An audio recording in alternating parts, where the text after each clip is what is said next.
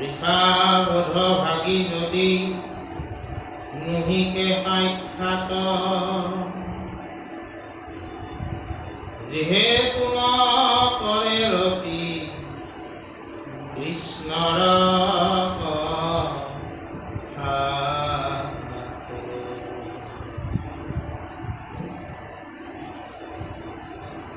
হেতু হইল বৃথা পশুবধভাগী যাইবে কয় অৱশ্যে ঘোৰ নৰক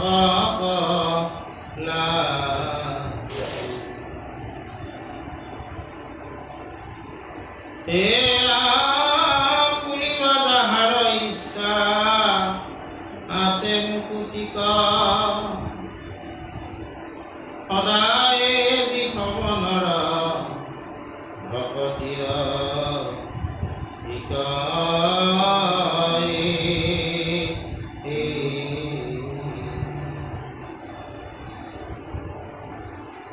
ইহবে সাধু প্ৰসিদ্ধি হৰি কথা শুনি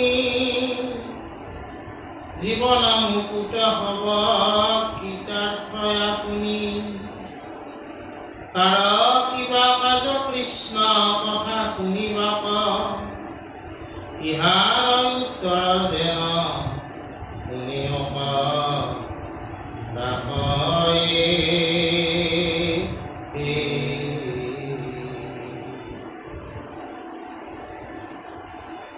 আমি আজি ৰত্নাৱলী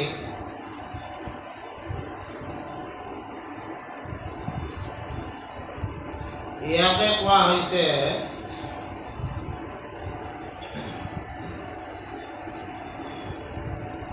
এই ভক্তি পৰম্পৰা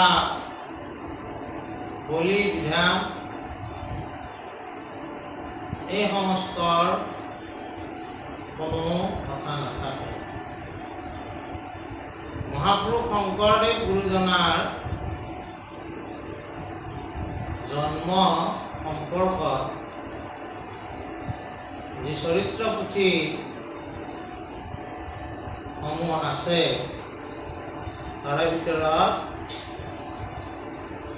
মাধৱদেৱ গুৰুজনাৰ ভাগিনীক ৰামচৰণ ঠাকুৰে যিখন চৰিত্ৰ পুথি ৰচনা কৰিছে সেইখনত এনেকৈ আছে, এৰাম ইটো ৰাজ্যে পূৰ্বকালে নাছিলা ভকতি,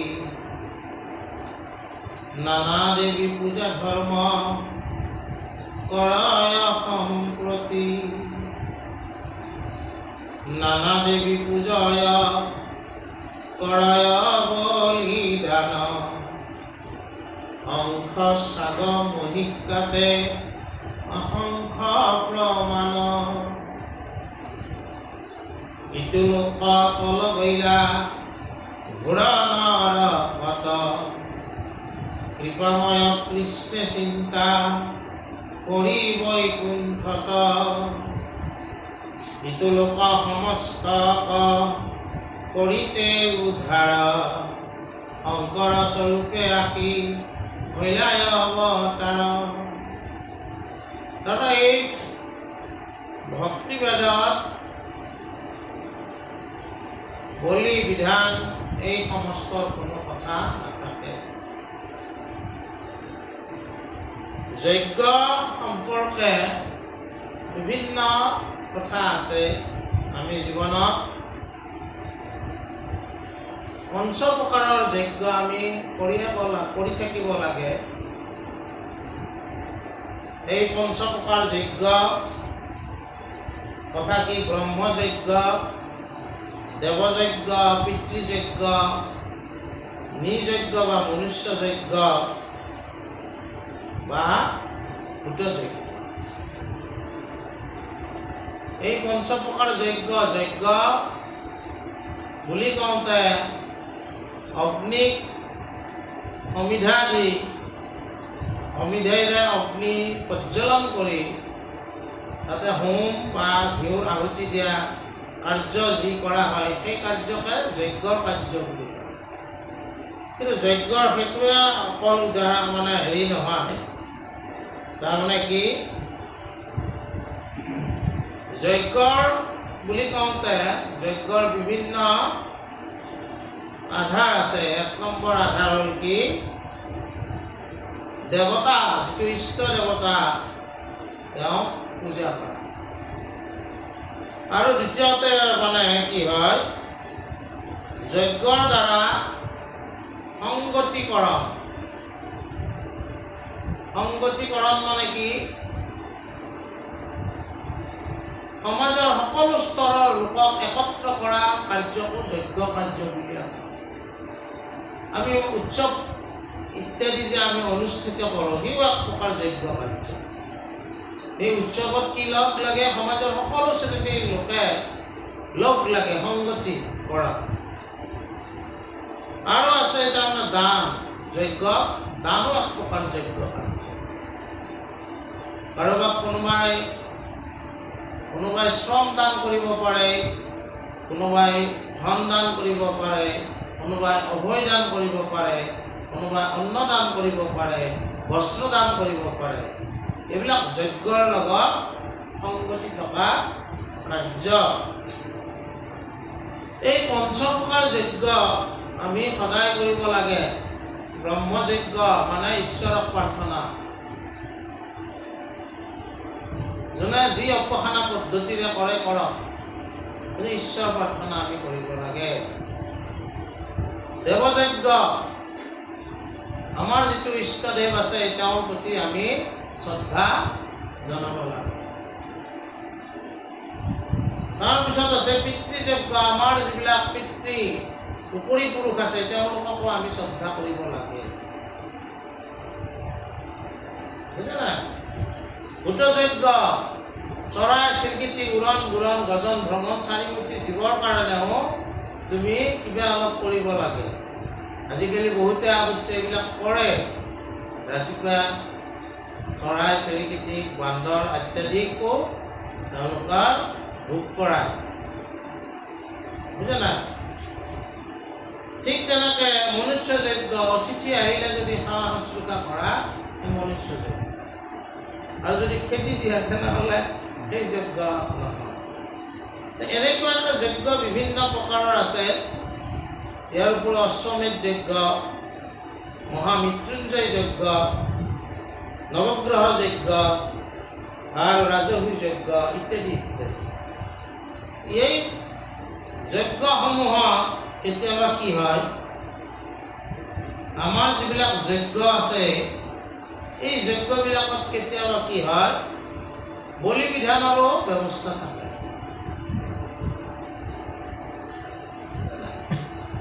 অভীষ্ট সিদ্ধিৰ কাৰণে যজ্ঞ যদি আমি চাওঁ তেনেহ'লে পৰোপকাৰো এটা যজ্ঞ অৰ্থ, কিন্তু কেতিয়াবা অভীষ্ট সিদ্ধিৰ কাৰণে কি কৰে, প্ৰাণী মানে ভক্তিবেদৰ বিৰোধিতা কৰ্ম, এইটো বিৰোধী কৰ্ম। হাঁহ পাৰ ছাগলী মহ ইত্যাদিও বলি দিয়া হয়। শংকৰদেৱ মাধৱদেৱৰ তৰ্কখন ইয়াৰ পৰাই আৰম্ভ হৈছে। মাধৱদেৱ মাতৃৰ কাৰণে কলা পথাৰ এজুৰি বলি দিব খুজিছিল, শংকৰদেৱে হাত দিয়াৰ কাৰণে বাদ কৰিবলৈ আহিছিল, আৰু তাৰপিছত শংকৰদেৱৰে তেওঁ শিষ্য হ'ল। বাৰু যি কি নহয়, আৰু শংকৰদেৱৰ যিটো জন্মৰ তাৰপিছত কি কৰিছিল যে নানা দেৱী পূজয় কৰয় বলিদান, শংখ চাগ মহিক কাটে অসংখ্য প্ৰমাণ। ইটো মুখ তলগৈলে ঘূৰণ ৰকম, এই সমস্ত কৰ্ম তুমি বলি মানে আচলতে ত্যাগ আছিল। তুমি দেখোন মানে এটা কৰিলা, কাম কৰিলা, তাৰ দ্বাৰাই তুমি ঊৰ্ধ্বগামী নোহোৱা, তুমি নৰকগামী হোৱা। গতিকে এই ভগৱন্তৰ কথা শুনা আৰু এই কথা শুনি তুমি ভকতি পন্থলৈ আহা। ভকতি পন্থলৈ অহাৰ লগে ভকতি ৰস, ভক্তি ৰসে তোমাক আলপুত কৰিব। আৰু যদি তুমি এই ভক্তি ৰসত আলপুত হোৱালৈ তুমি প্ৰক্ৰিয়া চলাই যাই থাকা, তেনেহ'লে তুমি জীৱনতে মুকুতি লাভ কৰিব পাৰা। বুজা? তাৰপিছত মানে কি কৈছে, আৰু নহ'লে তুমি যদি ভক্তিপন্থত নাথাকা তেনেহ'লে বধৰো ভাগি হ'ব পাৰা। এই যে জীৱবিলাক তুমি বলি দিছিলে, বধৰ ভাগি তুমিয়ে হ'ব লাগিব। কথা তুমি জানা, এই জগতত তোমাৰ অভীষ্ট সিদ্ধিৰ কাৰণে বলি দিলা, তোমাক সুধিব নহয় এসময়ত, সেইদিনা উত্তৰটো তুমিয়ে দিব লাগিব। বধৰ ভাগি তুমিয়ে হ'বা। গতিকে ইয়াৰ পিছত আমাক কি কৈছে, মুখ্যতৈ অধিক কথা ৰস বিপৰীত, এই হেতু মুকুটৰ শুনিবে উচিত, মহাজন খবৰ আশ্ৰয় ভগৱন্ত, তান মহা নিৰ্মল পুনৰ নাহি অন্ত, ব্ৰহ্মাহৰ আদি যত আছে যোগেশ্বৰ, তাহাৰ নকয় অন্ত নিৰ্গুণ কৃষ্ণৰ, তাহান কথাৰ মহাৰস যিটো জানে, কি বুলি বেক তুষ্ট ভৈৰৱে সিমানে, এতেকে মুকুট হবে কোনে সৰ্বক্ষণ, কোনে শ্ৰৱণৰ আৰু কহোঁ গুণগান, পৰম নিৰ্মল জ্ঞান हुए উত্তপন, সংসাৰৰ উৰ্মি हुए যত নিবৰ্তন, কুশে কৰ্ম বাসনা প্ৰসন্ন हुए মতি, ইহ পৰলোকে মিলে সুখে বিৰপতি মুখ্যৰ সন্মত ভক্তি যোগাই উপজয় শুনি যিটো আনন্দ লভিলাতি হয়। ইয়াতে আমাক কৈছে কি যে যিটো মানে ভক্তি ৰস, এই ভক্তি ৰসটো উৎপন্ন কৰাৰ প্ৰক্ৰিয়া হ'ল শ্ৰৱণ কীৰ্তন। শ্ৰৱণ কীৰ্তন কাৰ্য সাধন কৰিলে ভক্তি ৰস কি হয়? উৎপন্ন হয়। আৰু সেই ভক্তি ৰস পান কৰাৰ কাৰণে ভকতসকলে ইচ্ছা কৰে, যিমানে পান কৰে সিমান আকৌ পান কৰিবলৈ তেওঁৰ ইচ্ছা বাঢ়ি যায়। ব্ৰহ্মাহৰ এই যোগেশ্বৰসকলেও এই ভক্তি ৰস পান কৰিবলৈ ইচ্ছা কৰে। এই ভগৱন্তৰ যিবিলাক গুণ যশ, ইয়াক কৈ কোনেও শেষ কৰিব নোৱাৰে। সেইকাৰণে তেওঁক নিৰ্গুণ বুলিও কোৱা। তুমি প্ৰভু নিৰ্গুণ, গুণৰো সীমা নাই। বুজা? অবক্ত, ব্যাখ্যাতীত। গতিকে এই মুকুটসকলেও সৰ্বক্ষণ ভগৱন্তৰ কথা ভক্তিৰস পান কৰিবলৈ ইচ্ছা কৰে। আৰু এই ভক্তিৰস পান কৰিলে কি হয়? নিৰ্মল জ্ঞান হৃদয়ত জাগি উঠে। নিৰ্মল জ্ঞানে কি কৰে? সংসাৰৰ যিটো উৰ্মি মানে ঢৌ, সংসাৰ সাগৰৰ উৰ্মি ঢৌৱে, এই ঢৌ ছয়টা: কাম, ক্ৰোধ, লোভ, মোহ, মদ, মাৎসৰ্য। মদ মানে অহংকাৰ, কাম ক্ৰোধ মানেতো বুজিয়ে পাইছো। মাৎসৰ্য মানে হ'ল ঈৰ্ষা কৰাটো। সেইটো এটা ক'বা গেলি উৰ্মিয়ে। কোনোবাই এখন গাড়ী কিনছি, মোকে ঈৰ্ষা লাগবা নালগে নহয়। আৰু ইয়ে কৈছে বাসনা সম্পৰ্কে কথা কৈছে। বাসনা সম্পৰ্কে কথা, বাসনা কি বস্তু বুজা নাই? বাসনা কি বস্তু? বাসনা তিনি প্ৰকাৰৰ: দেহ বাসনা, লোক বাসনা, শাস্ত্ৰ বাসনা। এটা মই অলপ সময় আছে, মই তাত নেকি 15 মিনিট সাধু কথা অলপমান কৈছো।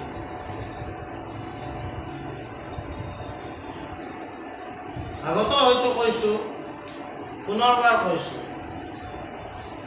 ঘটনাটো ৰাজস্থানত।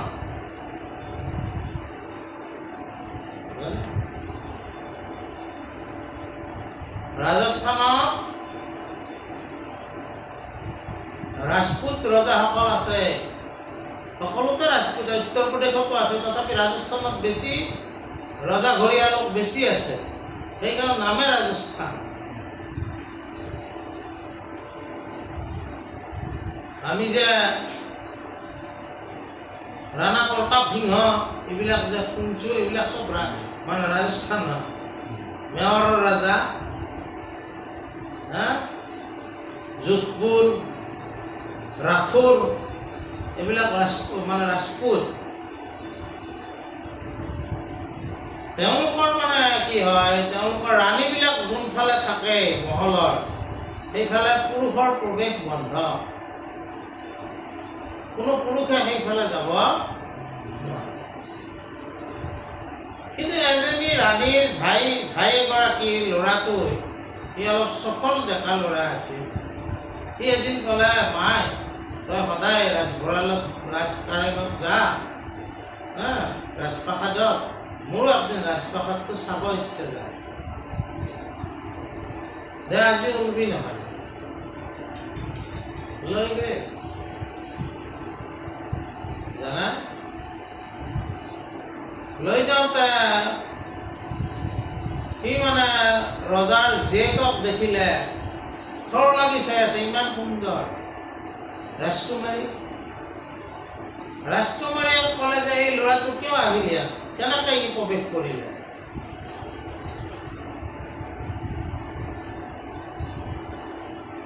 বিচাৰ কৰাত গম পালে যে ধাই গৰাকীয়ে আনিছে। ধাই মাতৃ, তুমি নাজানা নেকি আমাৰ মানে ৰাজপ্ৰসাদৰ নিয়ম? তুমি কিয় ভংগ কৰিলা? তুমি তোমাৰ ল'ৰা মানে পুৰুষ মানুহজনক কিয় আমাৰ ফালে লৈ আহিলা? এইটোতো নিয়ম নহয়। ক্ষমা খুজিলে যে ভুল হ'ল, ই মানে বহুত আশা কৰি থাকে ৰাজপ্ৰসাদ চাবৰ কাৰণে, মই আনিলোঁ, ভুল হৈছে, মোক ক্ষমা কৰি দিলোঁ। এই ভুলটো তুমি কৰিব নালাগিছিল। বাৰু যি নহওক ক্ষমা কৰি দিলে। তাৰপিছত ঘৰত গ'ল, নাপাই এই ধাইগৰাকীয়ে ৰাজপ্ৰসাদত আহি কাম কৰে, কিন্তু লাহে লাহে দেখিলে ল'ৰাটো খাৱা লোৱাত মন একো নাই, কাম কাজতো বিশেষ মন নাই। এদিন ধাই মাতৃটোৱে সুধিলে, বাপু তুমি দেখোন একো নকৰা হৈছা, খোৱা লোৱা কমাই দিছা, কিয় বিয়া বাৰু কৰাব লাগিব নহয়, তোমাৰ এটা কইনা চাওঁ। বোলে নালাগে, মই বিয়া নকৰাওঁ। বোলে কিয়? বোলে মই নকৰাওঁ বিয়া, কাৰণ বোলে মই যাক পচন্দ কৰিছোঁ তেওঁক মই বিয়া কৰাব নোৱাৰোঁ। বোলে কোনি? ৰাজকুমাৰী। মাকৰ মানে কি হয়, হাত ভৰি লুকেইগে। বাপৰ সাহস কৰিছা দে তুমি না, মই তাতে চাকৰ কাম কৰোঁ, চাকৰৰ ল'ৰা এটা হয়, তই ৰাজকুমাৰীক বিয়া কৰিব ওলছ, ইমান মৰহা তোৰ।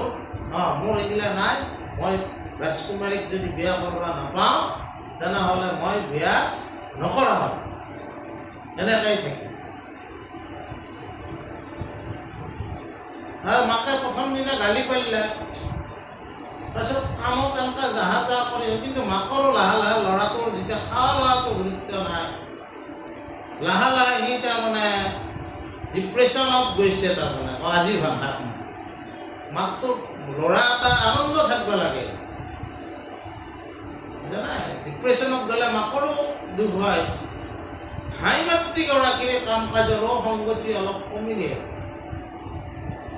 তেতিয়া ৰাণী লক্ষ্য কৰিছে কথাটো, ইমান কৰ্মপটু মানুহগৰাকী কৰ্মবিলাকত ভুল কিয় হ'ব ধৰিছে?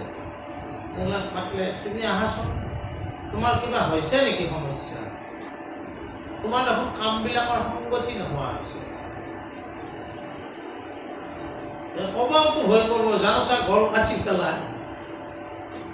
নাই, ৰাণীটো বিৰাট ভাল আছিল, কৈছে নাই তুমি কোৱা, যিকোনো কথা তুমি ক'ব পাৰা, মই তোমাক কোনো শাস্তি প্ৰদান নকৰোঁ, কোৱা তুমি। বোলে মোৰ ডাঙৰ সমস্যা, মোৰ একমাত্ৰ ল'ৰাটোৰ কাৰণে হৈছে। বোলে কি? ল'ৰাটোৱে তাৰমানে এতিয়া নাখায়, খাবলৈ ইচ্ছা নোহোৱাই, কাম বলনে মন নাই, কিয়? বোলে এটা চিন্তা হৈছে। কি চিন্তা? বোলে কি, যাক বিয়া কৰাব খুজিছে তেওঁক বিয়া কৰিব নোৱাৰিলে তেওঁ সি বিয়া নকৰায়, ক্ৰমে জীৱনটো তাৰ নাশ কৰিব ধৰিছে। বোলে কাক বিয়া কৰাব খুজিছে? মাক কৰিব, সেইটো মই ক'ব নোৱাৰিম। আপোনাক ক'ব লাগিব যে আপোনাৰ ছোৱালীক, ৰাজকুমাৰী। ৰাণীয়ে প্ৰথম অলপ হেৰি আছিল, তাৰপিছত ৰাণীটো এনে হ'ব, ৰজা ৰাণী এনে হ'ব নোৱাৰে দেই। ৰজাসকলৰ নাম প্ৰতিনিধি, ঈশ্বৰে আগা প্ৰতিনিধি বুলি কৈছে, আহিছে তাৰপিছত, হয় নেকি? সি যদি মোৰ ৰাজকুমাৰীৰ কাৰণে উপযুক্ত হয়, মই তাক তাতে বিয়া দিম। ৰাণীয়ে হ'ব, কালি লৈ আহিবা তাক। মানে আপোনাৰ ঠাই মাতৃ ভাবিছোঁ কি হ'ব এতিয়া। লৈ আহিল ল'ৰাটো আগত গৈছে, তোমাৰ কি হৈছে, তুমি কাক পচন্দ কৰিছা? বোলে মই এদিনাখন ইয়ালৈ আহোঁতে ৰাজকুমাৰীক দেখিছোঁ, মোৰ ৰাজকুমাৰীক দেখি মনে প্ৰাণে মই ৰাজকুমাৰীক মানে বিচাৰিছোঁ। হয় নেকি? ঠিক আছে, কিন্তু ৰাজকুমাৰীৰ কাৰণে তুমি উপযুক্ত হ'ব লাগিব নহয়। তুমিতো ৰাজকুমাৰীৰ কাৰণে উপযুক্ত নহয়। তুমি মানে আমাৰ ইয়াৰ ৰাজপ্ৰসাদত একমাহ থাকা, কিন্তু কাকো লগ কৰিব নোৱাৰা। মই এটা ৰুম দিম, খাদ্য পাতি চব দিম, আৰু এজন মানুহে তোমাৰ লগত কথা পাতিব, কিন্তু এই মাহৰ পিছত মই তোমাক সুধিম, আৰু উপযুক্ত বুলি ভাবিলে তোমাক মই মোৰ ছোৱালী বিয়া দিম। ভাল অফাৰ পালা, ইয়াতে খাব পাৰিম, ইয়াতে থাকিব পাৰিম। একমাহ পিছত তাক উলিয়াই অনা হৈছিল। ৰাণীয়ে কৈছে, বাপু কি হ'ল তোমাৰ বিয়াৰ কথা কি হ'ল? কি বিয়া কৈছে? কি বিয়া কথা কৈছে? ৰাজকুমাৰীক তুমি বিয়া কৰাৰ কথা কোন ৰাজকুমাৰী? কিন্তু এইবিলাক প্ৰশ্ন কৰিছে, কাৰণটো কি? এই একমাহত এজন তেওঁৰ ওচৰত বিদ্যান আৰু ভক্তিবন্ত লোকে সদায় সৎ কথা কৈ আছে। এই সৎ কথা শুনি এই ৰাজকুমাৰীৰ প্ৰতি থকা যিটো বেয়া বাসনা, এই বাসনাটো তাৰ নোহোৱা হৈ গৈছে।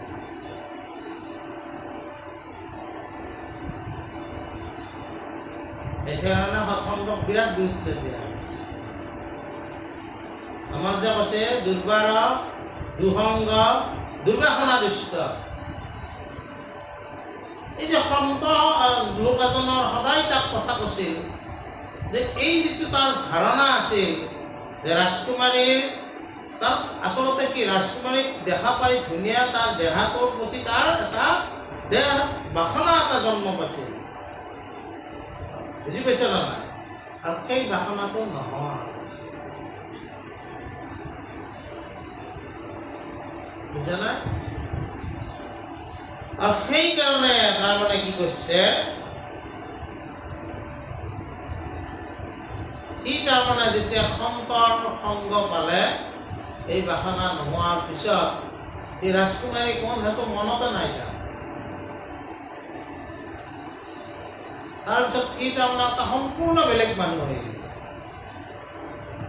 আগতে এইটোৰ কাৰণে মাকে ভাত নাখাইছিল, এতিয়া তাৰ একো নাই, কোনো পোচাক পৰিচ্ছদ বিশেষ কথা নাই। আৰু সি আত্মাৰ বিষয়ে সি তাৰমানে সি জানিলে কি যে শৰীৰটো আত্মা নহয়, আৰু শৰীৰৰ আমি যত্ন ল'ব লাগে, কিন্তু আত্মা নহয়। সেইটো শৰীৰটোৰ যিটো ভোগ তৃষ্ণা নিবাৰণৰ অৰ্থে ব্যাকুল হ'ব লাগে, শাশ্বত নহয়। তাৰপিছত আছে লোকবাসনা। লোকবাসনা মানে কি? সদায় বেলেগৰ কাৰণে ভাল দেখুওৱাৰ প্ৰৱণতা। আন্তৰিকভাৱে আমি ভাল হ'ব লাগে। আমি বেছিভাগ ভাল দেখুৱাওহে, প্ৰকৃততে আন্তৰিকভাৱে আমি ভাল হ'বলৈ চেষ্টা নকৰোঁ। এইটো এটা লোকবাসনা। ভাল বুলি কিহে মোক জানিব? নিজকে ভাল মানুহ হিচাপে দেখুওৱাৰ প্ৰৱণতা, নিজকে প্ৰশংসাৰ পাত্ৰ হিচাপে প্ৰতিষ্ঠা কৰাৰ প্ৰৱণতা, এইবিলাক হ'ল লোকবাসনা। এইবিলাক লোকবাসনা, বুজা নাই? এই বাসনাবিলাকৰ ক্ষেত্ৰত আৰু একবিধ আছে শাস্ত্ৰ বাসনা। এইটো বাসনাৰ কবলত আমি বহুতে পঢ়োঁ।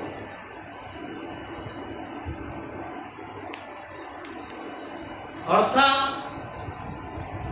আমি বহুত মিটিংবিলাক কৰোঁ, মিটিঙত খুব সুন্দৰ সুন্দৰ কথা কওঁ, মানুহে মোক জানক, এওঁ শাস্ত্ৰ বহুত জানে,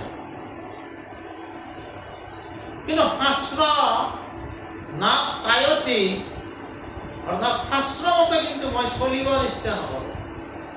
তাকে কৈছে মাধৱদেৱে ধৰ্মক জানো মই, তথাপি প্ৰবৃত্তি নাই। ধৰ্মক জানিলে নহ'ব, শাস্ত্ৰক জানিলে নহ'ব, শাস্ত্ৰ সদাচাৰ মতে চলাৰ প্ৰবৃত্তি হ'ব লাগিব। এই এটুকু শাস্ত্ৰ বাসনা বুলি কৈছে। জগতত মই এজন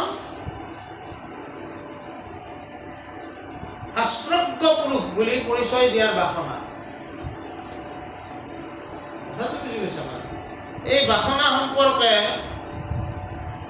বিভিন্ন কথা আছে, কথাটো বুজা নাই। এনেই ক্ষেত্ৰত তাৰমানে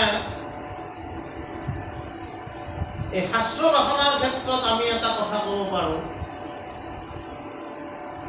সেই এটা ঘটনা আছে, 5 মিনিট আছে। মহাৰাষ্ট্ৰৰ এজন সন্ত পুৰুষ আছিল, তাৰ নামটো একনাথ। তেওঁৰ ছোৱালীটো এটা বিদ্বান ব্ৰাহ্মণৰ ওচৰত বিয়া দিছিল, কিন্তু ব্ৰাহ্মণজন কিবা কাৰণত পতিত হ'ল, তেওঁ বেশ্যালয়ত যোৱা হ'ল, মদ খোৱা হ'ল, ছোৱালীটোক অকথ্য নিৰ্যাতন কৰা হ'ল। উপায় নাপায় ছোৱালীটোৱে একদিন সেই সন্তৰ ওচৰত আহিলে, তেতিয়া মই তাতে থাকিব নোৱাৰোঁ, কিয় মাই আগতে মোকতো নিৰ্যাতন চলাইছে, সেইগিলাটো সহ্য কৰি আছিলোঁ, আজিকালি বেশ্যালয়তো যোৱা হৈছে আৰু সুৰাপান কৰা কৰিছে, আহি মোক নিৰ্যাতন কৰে, মই কেনেকৈ থাকোঁ তাতে। মাইটো বিয়া দিছোঁ যেতিয়া আমাৰ শাস্ত্ৰই মতে পুথিৰ ঘৰতে থাকিব লাগিব, তই যা, মই কালি জোঁৱাইক লগ ধৰিম যায়। এইবুলি লগ ধৰিলে আহি শহুৰক, তহঁতৰ সন্ত পুৰুষবিলাকৰ শক্তি থাকে বহুত, বুজা নাই? তাৰপিছত মানে শহুৰকক দেখি সি অলপমান মানে ভাবছি, এই মাকক দেউতাকক কৈ আছে তাৰমানে, এইবিলাক শহুৰ চহুৰ চাবাৰ নাই।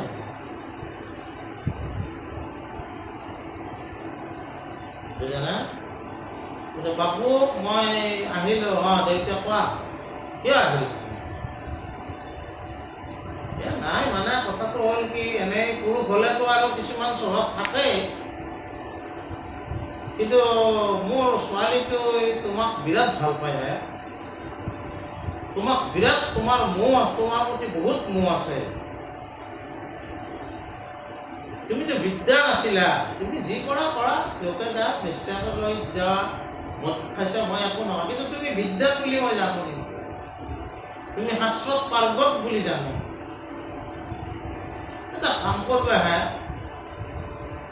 শাস্ত্ৰই কৈছি নহয়, মোহ আসক্তি কমলি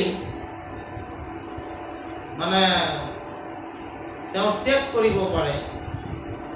এই ছোৱালীটোৱে তোমাৰ প্ৰতি মোহ আছে, আসক্তি আছে, এই আসক্তি মোহটো ত্যাগ কৰাৰ কাৰণে তুমি গীতাৰ শাস্ত্ৰখন সদায় 1 ঘণ্টা তাক কোৱা কৰাহে।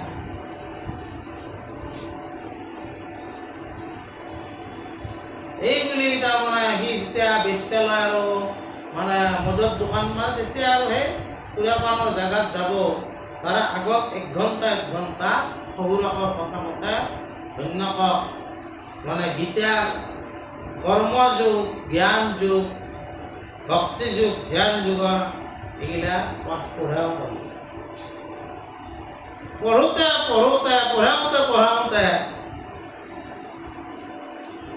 স্বঅধ্যায় হ'ল নহয়। স্বঅধ্যায় হওঁতে স্বঅধ্যায়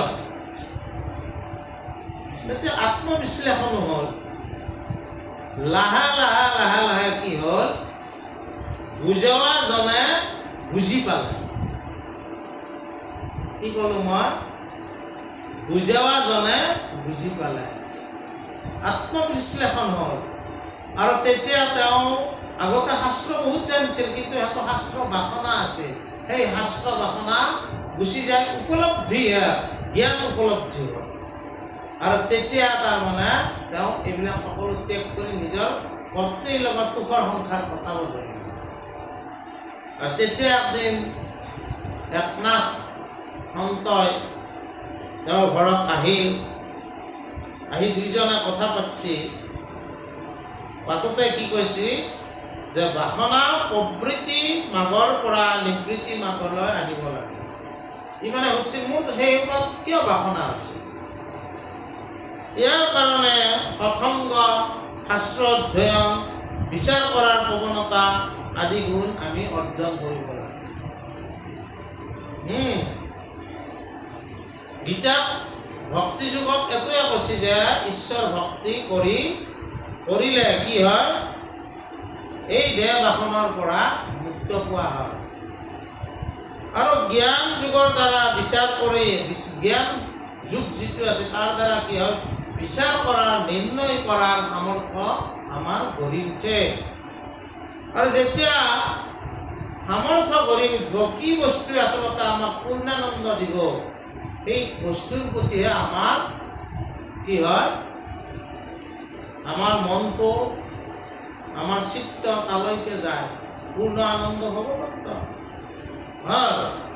ধ্যান যুগৰ দ্বাৰাই কি হয়, সেই আত্মতত্ত্বক ধ্যান কৰোঁতে অনুসন্ধান কৰোঁতে আমাৰ মন, বুদ্ধি, চিত্ত এই সূক্ষ্ম বাসনাৰ পৰাও আমি ভিতৰত, এনেইতো বাসনা নাথাকিলে ভিতৰত অলপ থাকে, সেইটোৰ পৰা মানুহ মুক্তি পায়।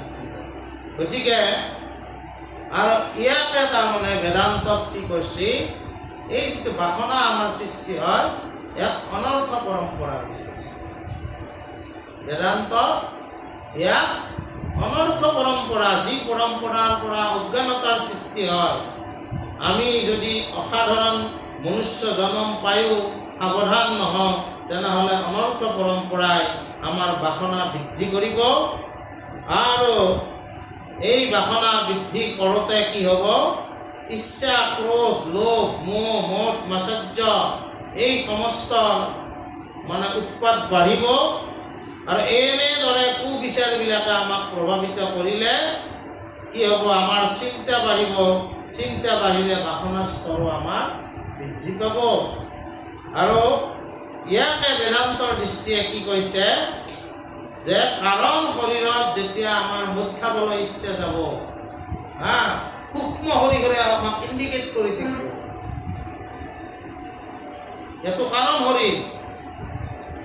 আৰু সূক্ষ্ম শৰীৰে ইণ্ডিকেট কৰি থাকিব, মনটো সূক্ষ্ম শৰীৰ থাকে। আৰু স্থূল শৰীৰে মুন্না ইণ্ডিকেট কৰি স্থূল শৰীৰে মদ খাৱাৰ প্ৰেৰণা পাব। বুজি পাইছা না?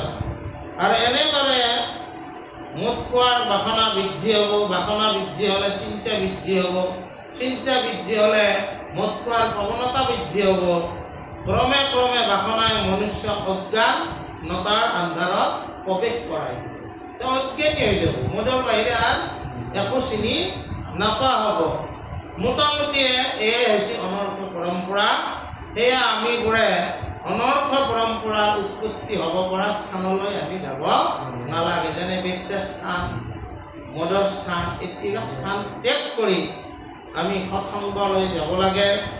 যিজন ব্যক্তিয়ে দেহ বাসনা, লোক বাসনা, শাস্ত্ৰ বাসনাৰ পৰা সাৱধানতা অৱলম্বন কৰিব, তেওঁকে জগতত শুদ্ধ বুদ্ধিৰ লোক বুলি আমাক অভিহিত, শাস্ত্ৰই অভিহিত।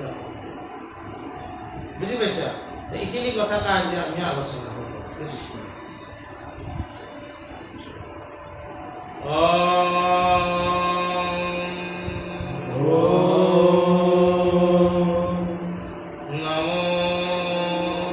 নমো ভগবতে ভগবতে বাসুদেবায় বাসুদেবায়।